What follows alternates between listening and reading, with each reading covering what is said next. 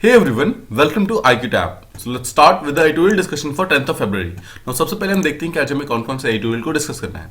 देखिए आज के द हिंदू न्यूज़पेपर के अंदर कुछ जो एडिटोरियल्स आए हुए हैं ना सबके सब रिपीट हो रहे हैं। आपको याद होगा हमने कुछ दिनों पहले केरला मॉडल ऑफ डेवलपमेंट के बारे में काफी डिटेल के अंदर बात की थी, राइट। इसके अलावा ये वाला जो बात की जा रही है यूपी के अंदर सोशल जस्टिस के बारे में बात की जा रही है and this particular editorial has been written from political point of view. तो ये हमारे काम का उतना है नहीं, ठीक है। फिर प्राइवेटाइजेशन के बारे में हमने ऑलरेडी कुछ दिनों पहले बात की हुई है, ठीक है। And again this is a political article. तो हमारे जो इंपॉर्टेंट आता है वो यहाँ पर दो अच्छे एडिटोरियल्स यहाँ पर दिए हुए हैं, बहुत ही शॉर्ट एडिटोरियल्स हैं बट काफी अच्छे पॉइंट्स उन्होंने मेंशन किए हुए हैं।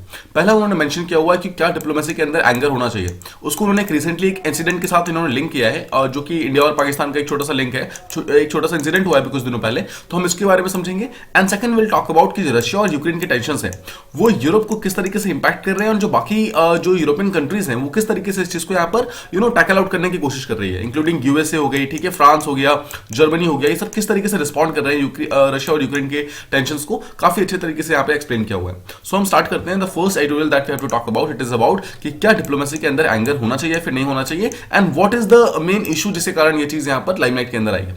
देखिए कॉन्टेक्स्ट ये है कि रिसेंटली सोशल मीडिया के ऊपर यहाँ पे कुछ प्रॉब्लम्स हुई है। हुआ ये है कि 5th ऑफ फरवरी को, ठीक है, फरवरी 5 को पाकिस्तान ने मतलब कश्मीर के ऊपर एक कश्मीर सॉलिडारिटी डे नाम का एक टाइप का एक कैंपेन चला दिया, ठीक है। उसके कारण बहुत सारे डिफरेंट टाइप के जो पाकिस्तानी लोग हैं उन्होंने इस चीज के ऊपर रीट्वीट्स करने, पोस्ट करने स्टार्ट कर दिए।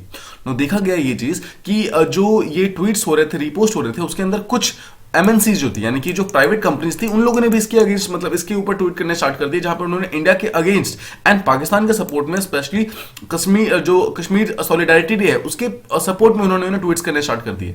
नाउ दिस थिंग इनरेज्ड इंडिया, ठीक है। इसके कारण इंडिया जो है प्रोएक्टिव हुआ और इंडिया ने इसके अगेंस्ट स्टेप्स लेने स्टार्ट किए। नाउ देखिए यहाँ पर ऑथर जो है वो ये बोलते हैं कि जो सोशल मीडिया है उसने आजकल के टाइम में जो डिप्लोमेसी होती है उसको काफी ज्यादा चेंज कर दिया है और इतना चेंज कर दिया कि कहीं ना कहीं जो सोशल मीडिया के पोस्ट है, रीट्वीट्स हैं, वो सब अभी के टाइम में इन्फ्लुएंस कर रहे हैं कि दो कंट्री के बीच में रिलेशनशिप कैसा होना चाहिए।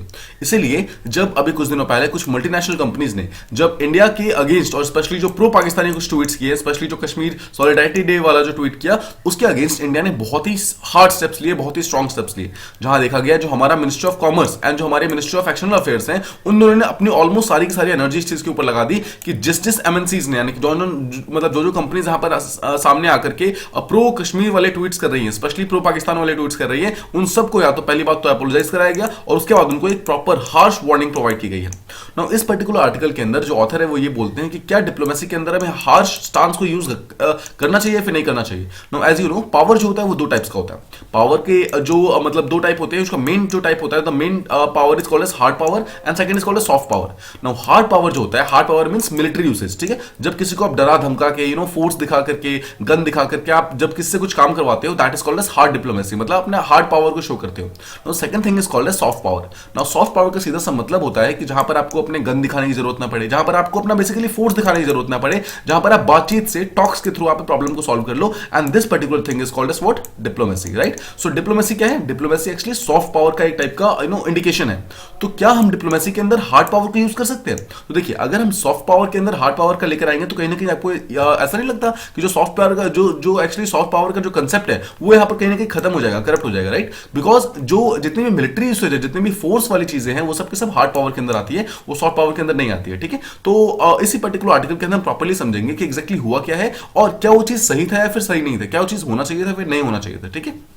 ओके, आई होप आप कॉन्टेक्ट समझ गए कि हुआ क्या है कि कुछ एमएनसी कंपनीज जैसे कि देखिए बहुत ही कुछ इंपॉर्टेंट कंपनीज थी जैसे कि Hyundai हो गई, टोयोटा, KFC, पिज्जा हट और एक फार्मा कंपनी है स्क्वाबे, इन सब ने क्या किया है कश्मीर सॉलिडारिटी डे के लिए प्रो पाकिस्तान ट्वीट्स किए, ठीक है। जब प्रो पाकिस्तान ट्वीट्स किए तो अगर आप ध्यान से सोचेंगे तो ये वो कंपनीज है जिनकी बिजनेसेस इंडिया के अंदर भी काफी ज्यादा फ्लरिश हो रहे हैं। तो exactly why and how did they actually supported Pakistan, या फिर मतलब पाकिस्तान के प्रो में उन्होंने कैसे ट्वीट किया और इंडिया के अगेंस्ट क्यों ट्वीट किया, ये चीज किसी को समझ नहीं आ रहा है। बट द पॉइंट इज कि एमएनसीज इस पॉलिटिकल अफेयर में क्यों पड़ रही है, यही मतलब सबसे बड़ा क्वेश्चन तो ये है कि एमएनसीज देखिए जो भी होती है सबके सब प्राइवेट बॉडीज होती है एंड प्राइवेट बॉडीज का सिर्फ एक काम होता है दैट इज प्राइवेट मोटिव, ठीक है। मतलब प्राइवेट बॉडीज का काम होता है प्रॉफिट मोटिव, उनको सिर्फ एक चीज का मतलब होता है, उनको प्रॉफिट चाहिए होता है। द पॉइंट इज कि why and how are they indulging in this particular जो पॉलिटिकल स्टेटमेंट्स है इसके अंदर क्यों आ रहे हैं, this is the main question, ठीक है।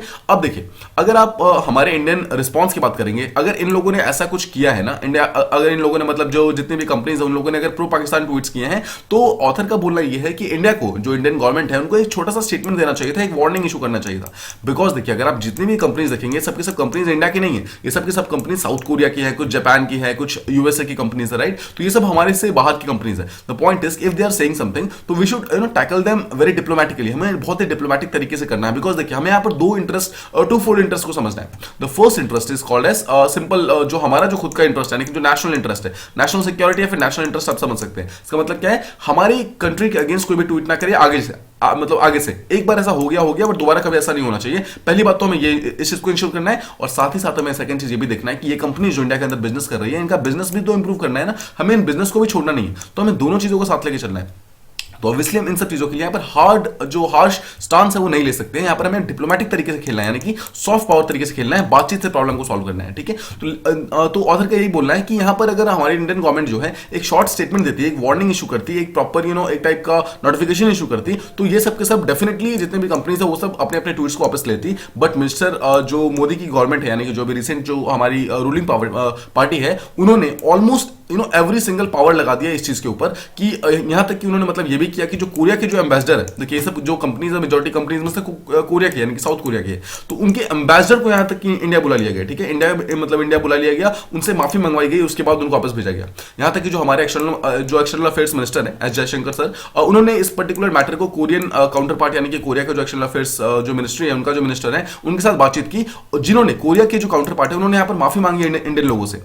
यहां तक कि जो हमारे मिनिस्टर ऑफ कॉमर्स है, उन्होंने पार्लियामेंट के अंदर ये बोला है कि जो Hyundai इंडिया नाम की जो कंपनी है, उन्होंने जो रिसेंटली जो माफी मांगी है, जो अपॉलॉजी मांगी है, वो उतना फोर्सफुल नहीं है, उतना काम का नहीं है। उसके कारण हो सकता है, और देखिए एक चीज तो ये है, जो हमारे मिनिस्टर्स बोल रहे हैं वो तो ठीक है, साथ ही साथ जो इंडिया के जो लोग हैं ना, इंडिया के लोग, उन्होंने भी कहीं ना कहीं ये चीज थ्रेटन करना स्टार्ट कर दिया Hyundai को एंड डिफरेंट कंपनीज को, कि अगर आप प्रो इंडिया ट्वीट्स नहीं करेंगे, या फिर अगर आप प्रो पाकिस्तानी ट्वीट्स करते हैं, देखिए अगर आप इंडिया के अंदर काम करके अगर आप किसी दूसरे कंट्री को यहाँ पर सपोर्ट कर रहे हैं, फिर प्रो पाकिस्तान या फिर कश्मीर सॉलिडारिटी डे के लिए ट्वीट्स कर रहे हैं, तो कहीं ना कहीं हम आपके प्रोडक्ट्स को यहाँ पर बॉयकॉट करना स्टार्ट कर देंगे। नाउ यहाँ पर एक क्वेश्चन आता है, क्या ये चीज सही है? देखिए नेशनलिज्म के लिए this is very good, nationalism के लिए this is very good, because यहाँ पर इंडिया के डिफरेंट जो कम्युनिटीज के लोग हैं, जो डिफरेंट लोग हैं, सबके सब साथ आकर यहाँ पर काम कर रहे हैं। बट अगर आप एक यूपीएससी एस्पिरेंट की तरह सोचेंगे, और एक अगर आप डिप्लोमेट की तरह सोचेंगे, एक ऑफिसर की तरह सोचेंगे, you will have to think यहाँ पर अपने इंटरेस्ट को यहाँ पर सर्व करने के लिए। बिकॉज देखिए ये कोई बड़ी चीज थी नहीं। बड़ी चीज क्यों नहीं थी? देखिए एक छोटा सा, देखिए सबसे बड़ी चीज तो आपको ये समझना है कि पाकिस्तान के ऊपर इंडिया का इनहेरेंट क्लेम है, और इंडिया का सिर्फ क्लेम नहीं है, Pakistan is a part of India, this is very true, ठीक है। अगर Pakistan is a part of India, तो क्या कोई दूसरा इंसान क्या कुछ बोलता है, क्या हमें उससे फर्क पड़ना चाहिए? ज्यादा फर्क नहीं पड़ना चाहिए। देखिए अगर कोई कुछ बोल भी रहा है ना, तो उसको हम एक बार डांट कर साइड कर सकते हैं, right. We can just ask them to go away, और अगर दोबारा उन्होंने कुछ किया ऐसा, तो हम उसके अगेंस्ट स्ट्रिक्ट वार्निंग ले सकते हैं। ऐसा यहाँ पर जो ऑथर है उनका बोलना है। तो यही पर जो ऑथर ये बोल रहे हैं कि यहाँ पर हमें इतना हार्श स्टांस नहीं लेना चाहिए था। हमें यहाँ पर देखिए वो कंपनीज है, कंपनी की कोई उनका पॉलिटिकल स्टेटमेंट था भी नहीं। अगर वो बेसिकली यहाँ पर बीच में आकर दोबारा ऐसा कुछ करते तो उनके अगेंस्ट एक स्ट्रिक्ट एक्शन लिया जा सकता था। बट अगर उन्होंने फर्स्ट टाइम लिया है, फर्स्ट टाइम उन्होंने ऐसा कुछ किया, तो उनको एक स्ट्रिक्ट वार्निंग देकर उनको छोड़ दिया सकता था। मतलब ऐसा जो ऑथर है वो बोल रहे हैं, ठीक है। तो जो गवर्नमेंट है, ऐसा हो सकता है कि जो देखिए जो ऑथर है वो बोल रहे हैं कि हो सकता है कि ऐसा गवर्नमेंट को लगे कि उन्होंने अपने पर्पस को अचीव कर लिया, जितने भी डिफरेंट कंपनीज थे उन सबको उन्होंने माफी मंगवाई है एंड ऑल। बट अगर बिगर पिक्चर देखेंगे तो इंडिया का जो इमेज है ना लॉन्गर टर्म में, वो कहीं ना कहीं उतना अच्छा नहीं रहेगा।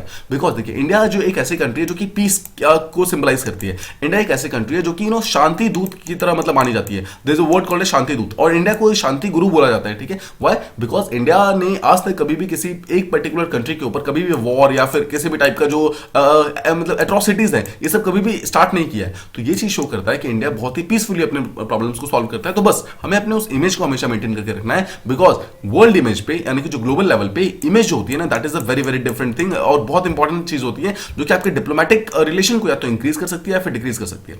अगेन ऑथर भी यही बोलते हैं कि इंडिया का जो कश्मीर के ऊपर जो स्ट्रांग है, जो क्लेम है, दैट इज वेरी स्ट्रांग। और वो हमारा स्ट्रांग, जो हमारा जो बेसिकली क्लेम है, वो इतना वीक नहीं है कि चार बंदे अगर सोशल मीडिया पोस्ट कर देंगे तो हम उसके ऊपर वो हो जाएंगे, मतलब हम उसके कारण कैरिड अवे हो जाएंगे। मैं आपको एक छोटा सा एग्जांपल देता हूं। Just suppose you are studying for UPSC examination. Now you all know that UPSC examination is a bit tough examination, right. This is a bit tough. Now this examination को क्लियर करने में efforts लगता है, time लगता है, ठीक है। Now just suppose कि if you are trying to give this particular examination some time and some of your relatives come और वो आपको यहाँ पर आकर बोलते हैं, डिफरेंट टाइप के बोलते हैं that you can not do it.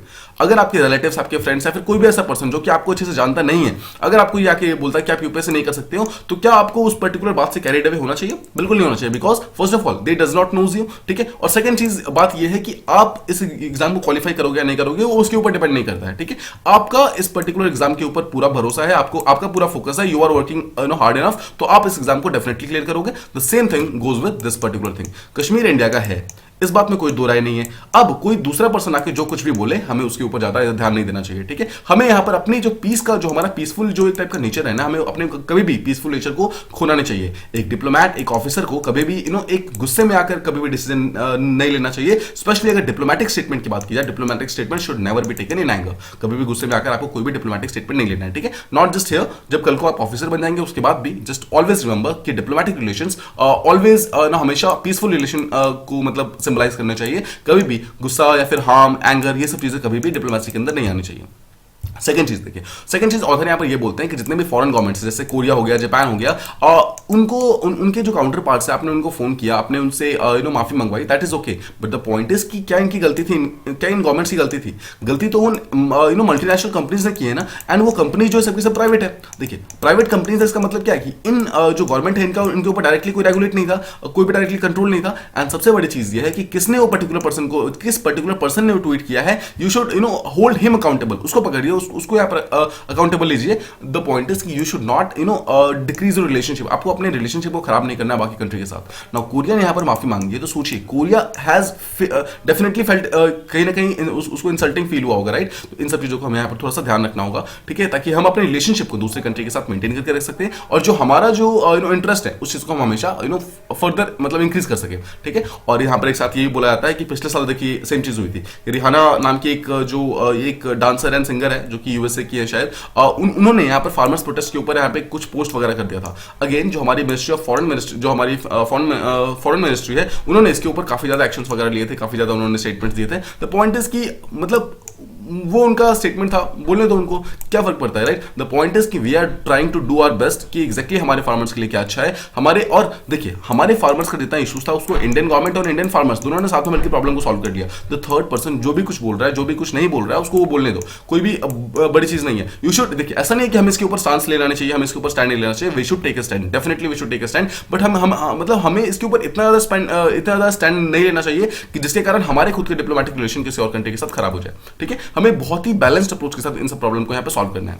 Now again बात ये है कि अगर आप पाकिस्तान को सोचेंगे, देखिए पाकिस्तान एक ऐसी कंट्री है जिसके पास सिर्फ एक ही इशू होता है, सिर्फ एक ही इशू है, दैट इज इंडिया। मतलब अगर कल को इंडिया और पाकिस्तान का प्रॉब्लम सॉल्व हो जाता है ना, तो पाकिस्तान के पास कोई और बात होगी ही नहीं करने को, पाकिस्तान के पास और कोई कुछ है ही नहीं करने को। पॉइंट ये है, ठीक है। तो जो ऑथर है वो ये बोलते हैं कि पाकिस्तान ऑलरेडी इतना नीचे गिरा हुआ है कि वो ऐसी ऐसी चीजें वो मतलब लगातार करता रहता है ताकि वो न्यूज में बना रहे।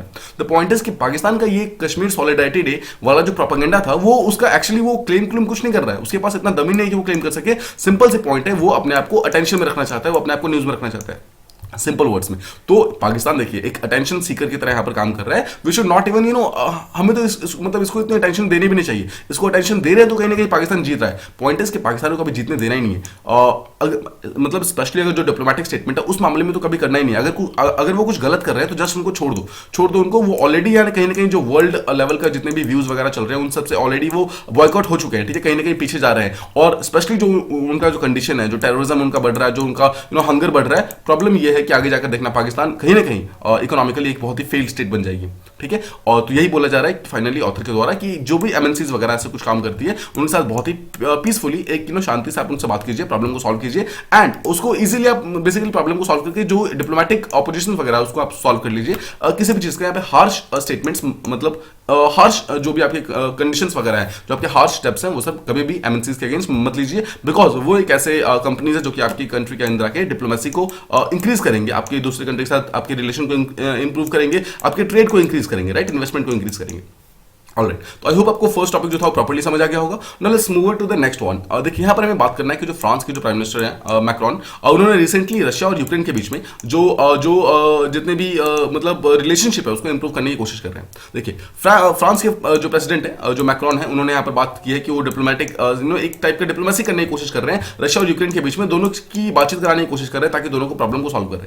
नो यहाँ पर ऑथर के द्वारा ये बोला जा रहा है कि this is one of the most significant steps. जब से रशिया और यूक्रेन का प्रॉब्लम स्टार्ट हुआ है ना, तब सबसे जो जितने भी स्टेप्स लिए गए उनमें से सबसे इंपॉर्टेंट स्टेप्स में से एक है जो फ्रांस प्रेसिडेंट जो फ्रांस के प्रेसिडेंट है वो अभी ले रहे हैं। नाउ मिस्टर मैक्रोन जो है उन्होंने ये बोला है कि वो रशिया के लीडर से मिले, रिसेंटली जो व्लादिमीर पुतिन है उनसे मिले, और साथ ही साथ जो यूक्रेन के प्रेसिडेंट है उनसे भी मिले और दोनों से बातचीत की। और दोनों से बातचीत करने के बाद ये चीज मालूम चला है कि दोनों ही साइड्स कमिटेड है, मतलब करना चाहती है अपने अपने प्रॉब्लम्स को सॉल्व, ताकि देखिए प्रॉब्लम को सॉल्व करके किसी टाइप का वॉर टाइप सिचुएशन जो है जो एस्केलेट हो रहा है उस चीज को यहाँ पर रिड्यूस करना है। और सेकंड चीज बोला गया है कि देखिए 2014-15 के आसपास में एक मिन्स्क नाम का एक अकॉर्ड साइन हुआ था, ठीक है। मिन्स्क जो अकॉर्ड था वो बेसिकली यही रशिया और यूक्रेन के टेंशन को खत्म करने के लिए बेसिकली साइन हुआ था, और दोनों ही कंट्रीज ने उस टाइम को साइन किया था। और अभी दोनों ही कंट्रीज 2022 के अंदर ये बोल रही है कि हम दोनों ही कंट्री इस चीज को प्रॉपर्ली फॉलो कर रहे हैं ताकि हम वायलेंस को जल्दी से जल्दी फिनिश कर सकें, ठीक है। और साथ ही साथ जो रशिया के प्रेसिडेंट है मिस्टर पुतिन, उन्होंने ये भी एश्योर किया है फ्रांस के प्रेसिडेंट को कि हम यानी कि रशिया जो है वो इस क्राइसिस को एस्केलेट नहीं करना चाहता है, बट द पॉइंट इज कि वेस्टर्न जो कंट्रीज है वो आगे बढ़ रही है, इसलिए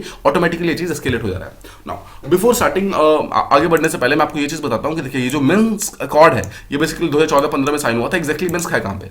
नाउ अगर आप ये यूरोप का ये मैप देखेंगे, दिस इज रशिया, ठीक है। रशिया के जस्ट नीचे देखिए यहाँ पर यूक्रेन है, यूक्रेन के नीचे ये वाला पार्ट क्रीमिया है। नाउ क्रीमिया के जस्ट ऊपर देखेंगे यानी कि यूक्रेन के अगर आप ऊपर देखेंगे तो there is a country called as Belarus, ठीक है। बेलारूस का जो कैपिटल है that particular thing is called as Minsk. Now इसी बेलारूस के अंदर रशिया के कुछ मेंबर्स और यूक्रेन के कुछ मेंबर्स आते हैं, बातचीत करते हैं properly, and this thing is called as Minsk accord, जो कि 2014 के अंदर साइन हुआ था, ठीक है। आई होप आप समझ गए एग्जैक्टली मिन्स्क कहां पर है और एग्जैक्टली अकॉर्ड कहां पर है। नाउ देखिए जितने भी बातचीत हुई है ये सब कहीं ना कहीं ये शो करती है कि जो रशिया और यूक्रेन के टेंशन है वो धीरे धीरे काम हो सकते हैं, प्रॉब्लम सॉल्व हो सकती है। रशिया ने यहाँ पर कुछ चीजें यहाँ पर डिमांड की है। फर्स्ट चीज जो रशिया ने डिमांड किया वो ये है कि नाटो जो है वो ईस्टर्न यूरोप से साइड हो जाए। देखिए ईस्टर्न यूरोप का पार्ट है ये वाला पार्ट, देखिए this part is called as eastern Europe. Eastern Europe का पार्ट है। रशिया क्यों जाता है ऐसा? जो नेटो है देखिए लगातार इस तरफ बढ़ता जा रहा है, और अगर नेटो इस तरफ बढ़ेगा तो नेटो और रशिया जो है बहुत अच्छे रिलेशनशिप में नहीं है। नेटो का लीडर कौन है? यूएसए, ठीक है। यूएसए और रशिया जो है बहुत अच्छे रिलेशनशिप में नहीं है, तो कल को अगर कोई प्रॉब्लम होती है तो यूएसए डायरेक्टली यहाँ पर रशिया पे अटैक भी कर सकता है। ये चीज रशिया को मतलब इस बात का सबसे ज्यादा फियर है, इसलिए रशिया चाहता है कि जितने भी ईस्टर्न यूरोप के अंदर जितने भी नेटो के ग्रुप्स हैं वो सब यहां से पीछे चले जाएं। But again the point is कि यूएस इस चीज के लिए मान नहीं रहा है, वेस्ट ने इसको पूरी तरीके से रिजेक्ट कर दिया। सेकंड चीज रशिया का एक और कंसर्न है, एक कंसर्न और मतलब एक ये है कि नाटो और यूक्रेन का जो कॉपरेशन है वो भी लगातार इंक्रीज हो रहा है। अब नाटो यूक्रेन का कॉपरेशन इंक्रीज होने के कारण रशिया के ऊपर यहाँ पर कहीं ना कहीं प्रॉब्लम बढ़ रही है, ठीक है। और थर्ड चीज जो ये है वो ये है कि जो ब्लैक सी है, ब्लैक सी के अंदर जो रशिया है उसका प्रेजेंस, सॉरी मतलब रशिया बोल रहा है कि जो नेटो है उसका प्रेजेंस लगातार इंक्रीज होता जा रहा है। Now again let me show you कि ब्लैक सी कहां पर है। वेट मैं आपको थोड़ा सा बिगर मैप में दिखाता हूं एग्जैक्टली ब्लैक सी कहां पर है। नाउ देखिए दिस इज रशिया, ठीक है, दिस इज यूक्रेन, यहां पर जॉर्जिया नाम की कंट्री है। नाउ देखिए यहीं पे ये वाला पार्ट जो है this is called as Black Sea. ये ब्लैक सी जो है ना, अगर वेस्टर्न पावर सोचिए यहां तक पहुंच जाते हैं, ब्लैक सी पहुंच जाती है, तो इजीली नेवल पावर के थ्रू भी डायरेक्टली रशिया के ऊपर अटैक कर सकती है। बिकॉज ये पार्ट जो है ना यहाँ पे ये पार्ट रशिया ही एक्चुअली मतलब रशिया जो है डायरेक्टली ब्लैक सी को टच करता है। तो रशिया का अगर नेटो पावर्स ब्लैक सी के अंदर पहुंच जाती है तो कहीं ना कहीं रशिया का बहुत सारा जो एरिया होगा वो वल्नरेबल हो जाएगा सी अटैक के। नाउ ध्यान से देखिए this particular country is called as Ukraine. Ukraine का ये पार्ट है क्रीमिया जिसको अब रशिया ने एनेक्स कर लिया है, ठीक है। Now this is Russia, this entire is Russia and this part is called as Georgia. Alright, अब देखिए जितने भी नेटो के ग्रुप्स हैं वो यहाँ पर ऑलरेडी काफी सारे कंट्री के अंदर ये देखिए जितने भी है दीज आर ऑल नेटो के मेंबर्स। देखिए रोमानिया हो गया, बुल्गारिया हो गया, टर्की हो गया, ये सब के सब नेटो के मेंबर्स है। और यहाँ पर जो शिप्स है ये ऑलरेडी यहाँ पर बहुत सारी शिप्स यहाँ पर प्रेजेंट है। तो पॉइंट इज कि अगर नेटो की शिप्स यहाँ पर ब्लैक सी के अंदर पहुंच जाएंगे तो आपको नहीं लगता कि रशिया के ऊपर जो खतरा है वो ज्यादा इंक्रीज हो जाएगा? बस इसी चीज को ध्यान में रखते हुए व्लादिमीर पुतिन ये बोलते हैं कि ब्लैक सी से नेटो को वापस जाना होगा। बट अगेन यहाँ पर इस चीज को मना कर दिया गया है बाय यूएसए, ठीक है। इसके अलावा अब यूएसए ने एक स्टैंस ये लिया है कि यूएसए ने कुछ दिनों पहले एक डायलॉग ऑफर किया था, बोला था कि हम बातचीत करेंगे। दोनों ही कंट्री यानी कि यूएसए और रशिया जो है दोनों ही कंट्री अपने अपने मिलिट्री ड्रिल्स को यहाँ पर डिक्रीज कर देंगे, मतलब पीछे कर लेंगे, स्पेशली ईस्टर्न यूरोप के पार्ट से।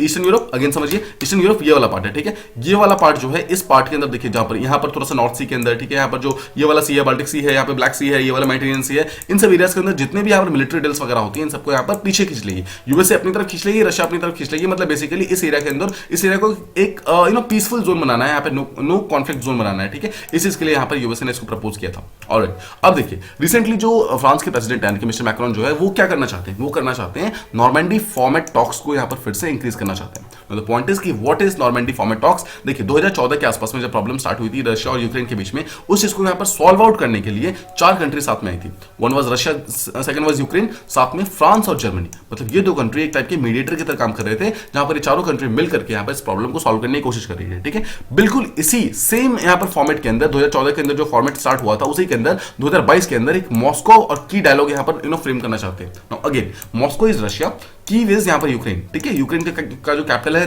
That place is called as Kiev. तो रशिया और यूक्रेन के बीच में जो डायलॉग है उस चीज को इंक्रीज करना चाहता है, कौन करना चाहता है, फ्रांस के जो प्रेसिडेंट है वो, ठीक है। And this is called as Minsk process, जो कि 2014 के अंदर स्टार्ट हुआ था। इसी चीज को यहाँ पर फिर से रिवाइव करने की बात की जा रही है। नाउ मिन्स्क जो था आपको ध्यान रखना, 2014 के अंदर जब साइन हुआ था तो दोनों ही कंट्री यानी कि रशिया और यूक्रेन दोनों ने उसको एक्सेप्ट किया था, और इसी बेसिस को, इसी चीज को यहाँ पर और ज्यादा इंक्रीज करने की बात की जा रही है। नाउ अब ऑथर का यहाँ पर कहना है, ये देखिए, ये प्रॉब्लम सिर्फ यहाँ पर रशिया और यूक्रेन के लिए नहीं है। अब जब रशिया और यूक्रेन का जो टेंशन बढ़ रहा है ना, तो वेस्टर्न कंट्री के बीच में आपस में ही बहुत सारे कॉन्फ्लिक्ट्स मतलब इमर्ज हो रहे हैं। मतलब जितने भी वेस्टर्न कंट्रीज है वो आपस में यूनाइटेड नहीं है, काफी सारे प्रॉब्लम्स उनको आपस में देखे जा रहे हैं। मैं आपको डिफरेंट कंट्रीज के कुछ चांसेस बता रहा हूँ। देखिए, सबसे पहले यूएसए का देखते हैं। यूएसए के जो प्रेसिडेंट है जो बाइडन, उन्होंने ये बोला है कि अगर रशिया इन्वेड करता है यूक्रेन के ऊपर, ठीक है, तो रशिया का जो नॉर्थ स्ट्रीम 2 जो पाइपलाइन है उसको पूरी तरीके से बंद कर दिया जाएगा, और स्पेशली इसके ऊपर सैंक्शन लगा दिए जाएंगे, ठीक है। अब मैं आपको सबसे पहले दिखाता हूँ नॉर्थ स्ट्रीम 2 पाइपलाइन है कहां पे। जस्ट देखिए, दिस इज रशिया, ठीक है। अब this is Russia and this is Germany. ना देखिए, ये रशिया का ऊपर वाला पार्ट है, दिस इज यहाँ पर देखिए यूक्रेन है, तो आप ऊपर वाला पार्ट समझ सकते हैं, ये ऊपर वाला पार्ट है। अब रशिया देखिए यहां से क्या करेगा, एक there is a place in called as, Russia के अंदर एक प्लेस है, that particular place is called as Ust Luga, ठीक है। उस्तलुगा के अंदर ऑयल एंड गैसेस के बहुत ही वाइड रिजर्व्स पाए गए हैं रशिया के अंदर। तो यहां से यहां पर कुछ फैक्ट्रीज वगैरह हैं, ठीक है, और इस फैक्ट्रीज के ऊपर इस मतलब इस पेट्रोलियम को यहां से निकाल करके इसको यहां पर रिफाइन करके फिर इस पर्टिकुलर जो आप यहां पर डॉटेड लाइन देख रहे हैं, dotted line, this particular line is called as north stream 2 pipeline. यहां पर अंडर सी एक पाइपलाइन बिछाया गया है जिसके थ्रू जर्मनी का लुब्मिन नाम का एक प्लेस है, जर्मनी के अंदर there is a place called as Lubmin, जो कि बर्लिन, देखिए Berlin is the capital of Germany, उसके बहुत ही पास में लुब्मिन नाम का एक प्लेस है। वहां तक डायरेक्टली एक ऑयल एंड गैस का एक पाइपलाइन बनाया जा रहा है, यानी कि रशिया से लेकर के जर्मनी तक एक पाइपलाइन बनाया जाएगा और उसके थ्रू ऑयल एंड गैस को यहां पर ट्रांसफर किया जाएगा। नाउ ध्यान से समझिए, जितने भी यूरोपियन कंट्रीज हैं दे आर डायरेक्टली या फिर indirectly dependent on Russia, USA and different countries for oil and gases. तो अगर रशिया सोचे, देखिए रशिया के ऊपर बहुत ज्यादा डिपेंडेंट है जितने भी यूरोपियन कंट्रीज हैं, तो जर्मनी ने यहां पर अपने एनर्जी को सिक्योर करने के लिए रशिया के साथ डायरेक्टली लिंक किया है और नॉर्थ स्ट्रीम 2 जो पाइपलाइन है उसको बनाने की बात की गई। सोचिए अगर यूएसए इसके ऊपर डायरेक्टली बंद कर देगा, सोचिए यूएसए ने जैसा बोला है, देखिए यूएसए ने बोला ना, यहाँ पर बाइडन ने बोला है कि अगर आपने अटैक किया, रशिया ने अगर इन्वेट किया, तो नॉर्थ स्ट्रीम 2 पाइपलाइन को यहाँ पर बंद कर देंगे, शट डाउन कर देंगे। द पॉइंट इज कि अगर ये पाइपलाइन बंद हो जाती है तो सोचिए सबसे बड़ी प्रॉब्लम किसको होगी, क्या ये प्रॉब्लम रशिया को होगी? देखिए रशिया को चलो ठीक है कुछ पैसे नहीं मिलेंगे, but the point is Germany को सबसे ज्यादा प्रॉब्लम होगी। जर्मनी के पास यहाँ पर ऑयल एंड गैस का जो डायरेक्टली रिजर्व्स है वो उसका एक सप्लाई यहाँ पर कट हो जाएगा, सप्लाई इनको मिलना बंद हो जाएगा। इसी चीज के कारण यहाँ पर जर्मनी ने इस चीज के अगेंस्ट मतलब कुछ बोला नहीं है, इसके मतलब इस चीज के को सपोर्ट नहीं किया। यूएसए ने बोला था कि इस चीज को हम बंद कर देंगे, बट जर्मनी इसको सपोर्ट नहीं कर रहा है। तो फर्स्ट चीज देखिए, फर्स्ट तो आपको यहाँ पर डिप्लोमेटिक स्टेटमेंट यहीं पर देखने को मिल रहा है। सेकंड चीज, अब देखिए जो जर्मनी है, जर्मनी ने क्या किया, there is a country called as Estonia. अब एस्टोनिया जो है वो मिलिटरीली काफी ज्यादा पावरफुल है। तो एस्टोनिया क्या कर रही है, एस्टोनिया नेटो की मेंबर है, यानी कि यूएसए का एक टाइप का अलाय है। अब एस्टोनिया क्या कर रहा है, वो यूक्रेन को काफी ज्यादा आर्म्स वगैरह सप्लाई कर रहा है। नाउ सोचिए, एक तरफ है यूक्रेन, एक तरफ है Russia. Now Russia already militarily बहुत ज्यादा स्ट्रांग है, अब यूक्रेन मिलिटरीली स्ट्रांग नहीं है, इसलिए एस्टोनिया नाम की कंट्री है जो कि इसको आर्म्स सप्लाई कर रही है। तो सोचिए अगर इसके पास आर्म्स अगर ये खरीदता जाएगा तो रशिया को कहीं ना कहीं ये तो डेफिनेटली लगेगा कि अगर इसके पास बहुत सारा आर्म्स आ गया तो ये हमारे ऊपर अटैक कर सकता है, राइट। यूक्रेन अपने आप को बचाने के लिए रशिया के ऊपर अटैक कर सकता है। तो सोचिए अगर इस फियर के अंदर रशिया ने पहले यूक्रेन के ऊपर अटैक कर दिया तो कहीं ना कहीं ये वॉर टाइप सिचुएशन क्रिएट हो जाएगी। तो इसीलिए जर्मनी ने यहां पर एस्टोनिया को मना किया है कि आप पहली बात तो यूक्रेन को आर्म्स वगैरह देना बंद करो, बिकॉज यूक्रेन जैसे आर्म्स ले रहा है तो रशिया का वहां पर फियर इंक्रीज हो रहा है कि कहीं इसने हमारे ऊपर अटैक कर दिया फिर हम क्या करेंगे, राइट। फिर इस चीज के ऊपर यहां पर इस चीज को रोकने की बात की जा रही है, ठीक है। ओके, सेकंड देखिए, अब है हंगरी नाम की कंट्री है। Wait let me show you Hungary कहां पर है। देखिए अगर आप देखेंगे दिस इज सिंपल एक टाइप का वो है, this is the map of Europe, ठीक है। मैं देखिए this is Russia, this is Ukraine के साथ में देखिए this is the border of Hungary, ठीक है। Just see this Hungary and यहां पर नीचे देखिए this is Russia, this is Georgia जिसके जस्ट पास में है। जॉर्जिया के साथ देखिए यहाँ पर टर्की नाम की कंट्री है, ठीक है। Just remember these 2 countries, first is Hungary and second is Turkey. Alright, अब यहाँ पर ध्यान से देखिए, अगर आप यहाँ पर देखेंगे तो आपको पता चलेगा हंगरी के जो प्राइम मिनिस्टर है उन्होंने कुछ दिन पहले एक मीटिंग की थी। उन्होंने इसके बोला कि रशिया के जितने भी डिमांड्स है वो सबके सब रीजनेबल है और वेस्टर्न कंट्रीज स्पेशली यूएसए को इन सबको मान लेना चाहिए। अगेन देखिए हंगरी यहाँ पर यूएसए के अगेंस्ट आ रहा है। नेक्स्ट टर्की जो मैंने आपको दिखाया जस्ट अभी, टर्की रिसेंटली यहाँ पर यूक्रेन जाता है और उन्होंने यहाँ पर जाकर बातचीत की और बोला यहाँ पर कि हम एक पीस समिट को ऑर्गेनाइज करना चाहते हैं ताकि रशिया और यूक्रेन के बीच का प्रॉब्लम सॉल्व हो। देखिए एक तरफ यहाँ पर यूएसए, एक तरफ रशिया है। अब जितने भी कंट्री जो अभी तक यूएसए के थे कहीं ना कहीं देख रहे हैं आप, उनका स्टेटमेंट जो है, उनका जो स्टैंड है वो रशिया की तरफ जा रहा है। तो रशिया एक डिप्लोमेटिक प्लस मिलिट्री पावर की तरह यहाँ पर इमर्ज हो रहा है, ठीक है। Just remember this particular thing. और यहाँ तक जो फ्रांस के प्रेसिडेंट है उन्होंने ये भी स्टेटमेंट ये दिया है कि वेस्ट मस्ट रिस्पेक्ट रशिया। मतलब फ्रांस यहाँ पर बोल रहा है जितने भी रशियन कंट्रीज हैं, मतलब जितने भी वेस्टर्न पावर्स हैं, सबको यहाँ पर रशिया को कहीं ना कहीं एक्सेप्ट करना होगा और उनको साथ ही साथ रिस्पेक्ट करना होगा। तो देखिए जो मैंने आपको स्टार्टिंग में बताया था कि जो एस्टोनिया नाम की कंट्री है जो कि उसको मतलब आर्म्स वगैरह सप्लाई कर रही है यूक्रेन को, उसका मैप अगर आप देखेंगे तो यहाँ पर है। देखिए रशिया यहाँ पर हो गया, रशिया को आपको पता है कि दिस इज इज यूक्रेन वाला पार्ट, ठीक है। यूक्रेन के ऊपर जस्ट है बेलारस, बेलारस के ऊपर देखिए यहाँ पर लिथुआनिया है, लैटविया है, and this is the country called as Estonia, ठीक है। एस्टोनिया यहाँ पर मिलिटरी काफी स्ट्रॉन्ग है बिकॉज यहाँ पर दिस इज यूके, उसके पीछे यहाँ पर यूएसए है। यूएसए के जो नेटो ग्रुप्स है वो डायरेक्टली नॉर्थ सी को होते हुए बाल्टिक सी के थ्रू यहाँ पर एस्टोनिया के पास यहाँ पर डायरेक्टली बहुत सारे डिफरेंट टाइप के यहाँ पर पोर्ट्स वगैरह है, जहां पर यूएसए का स्पेशली नाटो का बहुत सारे यहाँ पर टाइप के वो है, ठीक है, मतलब क्या बोलते हैं रिजर्व बेसिस है, तो इसलिए एस्टोनिया भी काफी ज्यादा स्ट्रॉन्ग है। एस्टोनिया यहाँ पर यूक्रेन को यहाँ पर मिलिट्री आर्म सप्लाई कर रहा था, जिसको यहाँ पर रिसेंटली जर्मनी ने मना कर दिया है, ठीक है। जर्मनी यहाँ पर इस चीज को एस्केलेट नहीं करना चाहता है। तो अब एक चीज देख सकते हैं कि जो बाइडेन एक तरफ यूनिटी की बात कर रहे हैं, जितने भी यूरोपियन कंट्री है सबके सब साथ में आके काम करो, बट यहाँ पर डिफरेंट यूरोपियन कंट्रीज सब अपने अपने जो इंटरेस्ट को उसको प्रॉपर्ली फॉलो कर रहे हैं, वो जो बाइडेन के इस पर्टिकुलर यूनिटी के इंटरेस्ट को नहीं समझ रहे हैं, ठीक है। देखिए एक चीज आपको समझना होगा कि जितने भी इंटरनेशनल रिलेशन होते हैं ना, उसमें जितने भी डिफरेंट कंट्रीज होती हैं, सबका अपना अपना इंटरेस्ट होता है। जितना मर्जी आप समझ लो कि यूएसए यूनिपोलर है, यूएसए ग्लोबल पावर है, सुपर पावर है, बट द पॉइंट इज कि हर एक कंट्री जो यूएसए की बात तभी मानेगा जब हर एक कंट्री को फायदा हो रहा होगा। बट यहां पर आप देखिए जो बाइडेन की यूनिटी के बोलने के बावजूद यहां पर हर एक कंट्री का अपना अपना स्टांस आ रहा है, और कहीं ना कहीं वो यूएसए के अगेंस्ट जा रहा है, रशिया के प्रो में जा रहा है। तो यहां पर बिकॉज सबको ये समझ आ रहा है कि अभी यूक्रेन और रशिया का टेंशन अगर इंक्रीज हो गया तो दिक्कत ये होगी कि रशिया यहां पर वॉर टाइप सिचुएशन में आ जाएगा, और रशिया अगर वॉर में आ जाता है तो ये वर्ल्ड वॉर 3 का एक साइन हो सकता है, ठीक है। एंड जस्ट रिमेंबर कि रशिया एक न्यूक्लियर पावर है, और अगर वर्ल्ड वॉर 3 होता है तो माना जा रहा है कि अगर एक भी यहां पर न्यूक्लियर अटैक हुआ, किसी भी कंट्री ने अगर दूसरे कंट्री के ऊपर गलती से भी न्यूक्लियर अटैक हुआ, तो ये पूरा वर्ल्ड वॉर यहां पर पूरे वर्ल्ड वाइड में ये वॉर यहां पर इंक्रीज हो जाएगा। एंड यूरोप एक ऐसा कॉन्टिनेंट है जिसने ऑलरेडी 2 वर्ल्ड वॉर देखे हुए हैं। यू मस्ट रिमेंबर, देखिए first world war was against Germany, ठीक है, उसके बदले में यूके थे, हंगरी था, बुडापेस्ट था, ये सब था। और सेकंड में मतलब अगेन जो यूके थे, रशिया था, यूएसए था, एंड अगेन बदले में जर्मनी था, एंड डिफरेंट कंट्रीज थी, right. The point being world war यहां पर 2 बार हो चुकी है, दोनों बार यहां पर यूरोप के अंदर हुई है। अगेन 1940 से लेकर के 1990s तक कोल्ड वॉर, 50 साल तक ये कोल्ड वॉर रहता है, जहां पर ऑलरेडी मतलब ऐसा लगता था, हर दिन यहां पर ऐसा लगता था कि कभी भी वॉर यहां पर एस्केलेट हो सकता है। मतलब समझ रहे हैं, 50 साल तक एक ऐसे वॉर टाइप सिचुएशन के अंदर ये लोग रह चुके हैं। यूरोप को यहां पर एग्जैक्टली पता है कि रियलिज्म क्या है, मतलब यूरोप ने सब इस चीज को एग्जैक्टली फेस किया हुआ है कि अगर ये वॉर इंक्रीज हो गया तो यूरोप के साथ क्या हो सकता है। यूरोप की जितनी भी इकोनॉमिक प्रोस्पेरिटी है वो सब डिक्रीज होनी स्टार्ट हो जाएगी, मतलब यूरोप जितना भी टेक्नोलॉजिकली एडवांस्ड है सब यहां पर नीचे मतलब पीछे जाएगा। तो पॉइंट इज कि जस्ट रिमेंबर कि अगर किसी भी 2 कंट्री के अंदर वॉर होता है, स्पेशली आज के टाइम में 2022 के अंदर अगर कोई वॉर होता है ना, that particular country will definitely degrade, and उसकी जितनी भी डेवलपमेंट है वो 10 साल पीछे, कम से कम 10 साल पीछे जाएगी। इसीलिए आप समझिए, इंडिया और चाइना के बीच में जितना भी प्रॉब्लम एस्केलेट होता है, कभी भी चाइना वॉर टाइप सिचुएशन क्यों नहीं क्रिएट करता है, हमेशा चाइना पीछे क्यों जाता है? बिकॉज चाइना को एक बात पता है कि अगर यहां पर वॉर हो गया इंडिया के साथ, तो इंडिया देखिए, इंडिया कोई हल्का फुल्का कंट्री नहीं है, India is a very very strong military power.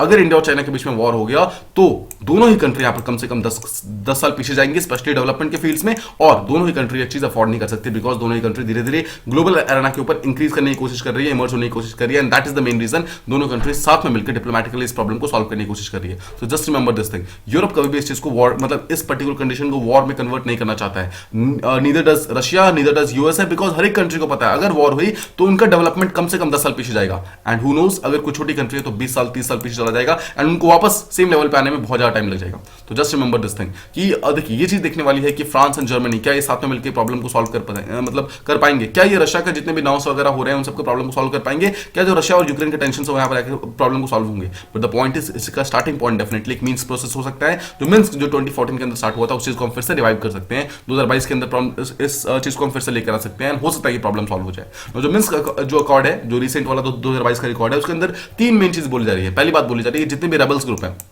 Ukraine के अंदर, जितने भी रेबल ग्रुप्स हैं, उन सबको पहली बात तो एमनेस्टी दो, उन सबको माफ कर दो, उनको छोड़ दो, ना ही वो आगे जाकर रेबल करेंगे, ना ही आप उनको कोई किसी भी टाइप का पनिशमेंट दोगे। सेकंड चीज, अब बोला कि यूक्रेन का जो ईस्टर्न वाला पार्ट है जहां पर बहुत ज्यादा टेंशन इंक्रीज हो रही है, उन सबको ऑटोनॉमी प्रोवाइड कर दो, स्पेशली जो क्रीमिया वाला पार्ट है उसको आप ऑटोनॉमी प्रोवाइड कर दो। रशिया को ये बोला जा रहा है कि आप उसको छोड़ दो, ठीक है। अगेन ये भी चीज अभी तक प्रॉब्लम सॉल्व नहीं हुई है। थर्ड इज कि यूक्रेन के बॉर्डर के ऊपर रशिया के जितने भी आर्मी प्रेजेंट है, और रशिया को बोला जा रहा है कि आप यहां से पीछे चले जाओ, ठीक है, और यूक्रेन को यहाँ पर शांति से रहने दो। बट अभी तक तीनों में से एक भी डिमांड यहाँ पर अभी तक एटलीस्ट कंप्लीट नहीं हुई है, अभी तक एक भी यहाँ पर एक्सेप्ट नहीं हुआ, इंप्लीमेंट नहीं हुआ। लेट्स होप कि ये तीनों ही डिमांड्स बहुत जल्दी प्रॉब्लम सॉल्व हो जाए, एंड रशिया और यूक्रेन के बीच का जो प्रॉब्लम है वो सॉल्व हो जाए। बिकॉज देखिए, just remember this problem is not just for Europe, this is actually for the entire globe. पूरे ग्लोबल लेवल पे ये प्रॉब्लम इमर्ज हो सकती है, बिकॉज द वर्ल्ड वॉर 3 अगर हो गया, वर्ल्ड वॉर 3 भी छोड़िए, अगर किसी भी टाइप का यहाँ पर एस्केलेशन हुआ वॉर टाइप सिचुएशन, तो यहाँ पर सिर्फ रशिया और यूक्रेन के ऊपर इंपैक्ट नहीं पड़ेगा, but it will impact the entire world, because Russia एक बहुत ही इंपॉर्टेंट यहाँ पर ऑयल एंड गैस का रिजर्व है। अगर ये वॉर टाइप सिचुएशन जाता है तो सबके ऑयल एंड गैसेस देना बंद कर देगा, राइट? डिफरेंट टाइप के ट्रेड रुक जाएंगे, ग्लोबलाइजेशन रुक जाएगा, every single thing will stop. इसलिए war type situation is not a solution, not at all, ठीक है? Just remember and let's hope कि जो नॉर्मेंडी फॉर्मेट टॉक्स है यहाँ पर कन्वीन हो और रशिया और यूक्रेन का प्रॉब्लम है उसको मतलब जल्दी जल्दी वो सॉल्व हो जाए, एंड लेट्स होप कि जो डिप्लोमेटिक ब्रेक थ्रू है वो सक्सेसफुल हो जाए एंड दिस पर्टिकुलर जो प्रॉब्लम है वो सॉल्व हो जाए। स्पेशली जो फ्रांस है वो बहुत ही कमेंडेबल एफर्ट्स यहाँ पे लगा रहा है रशिया और यूक्रेन का प्रॉब्लम को सॉल्व करने के लिए। लेट्स होप कि ये पर्टिकुलर जो प्रॉब्लम्स है ये चीज जल्दी जल्दी सॉल्व हो जाए।